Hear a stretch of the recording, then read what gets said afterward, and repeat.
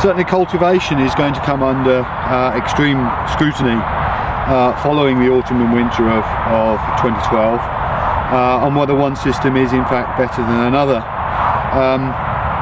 This does need to be investigated, certainly with an open mind, because it's very easy to make assumptions that there's a problem when there in fact isn't, and it's something completely external to the cultivation that's the problem, not least the fact that we've had the wettest year for many of us in 100 years.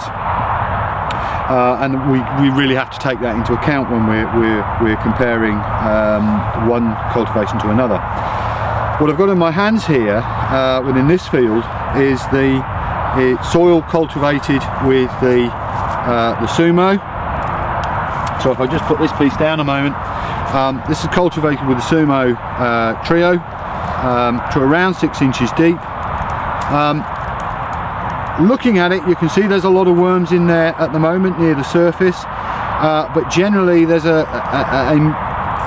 amount of wormholes is missing in here because we disrupted the soil and the worm population for a short period of time. Not that I'd say there's anything fundamentally wrong with that soil in terms of growing a crop, and in fact the crop is growing reasonably well in here at the moment. Remember, this is on a gravel subsoil soil, so it had better natural drainage than the bottom half of the field.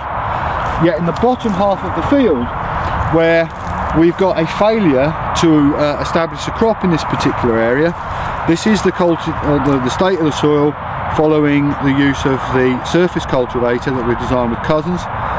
First thing you should be able to see is the number of wormholes. The worm burrows are still intact within that soil, and in fact the size of some of these wormholes is absolutely phenomenal, giving us good potential drainage, and in fact this has drained well. The only areas of this field that have suffered are those that were physically flooded, and they still drained, and we'll have a look at one of those in just a moment. But what I really want to investigate here is, why has the wheat failed on literally this side of the white sticks, and it's growing on that side of the white sticks, other than the underlying soil, which I personally think is the reason, or one of the reasons for it. But if we open this soil up, you can see there is physically absolutely no reason why that crop of wheat would not have germinated and grown perfectly well in that soil.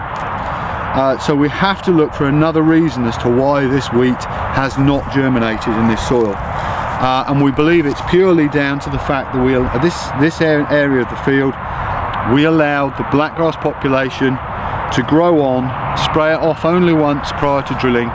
We allowed the root exudates to build up in the soil to such a level that when we put the wheat seed into that soil, the wheat seed was unable to germinate because of those root exudates. In most normal seasons, that would just give us a slight delay in germination, but wouldn't have seen a crop failure. However, because it virtually rained from the day we finished drilling this field, and because of the slug population that's affected every field virtually this year, a large proportion of the seed actually rotted away before it was able to germinate and come through. And we can see that in the 3 blocks of wheat that we've got drilled in here, following either spray off 2 days before drilling, sprayed off twice before drilling, or sprayed off 3 times before drilling, where we've clearly got a different level of germination of wheat in each section. But it's got nothing to do with cultivations. There's absolutely nothing wrong with that soil. That's one of the things we'll be investigating and demonstrating at Brampton this summer via soil pit and inspection. Is in fact the soil damaged in any way, and does it need to be rectified, rather than just assuming we need to stick a subsoiling leg in all these fields to get them back into good condition.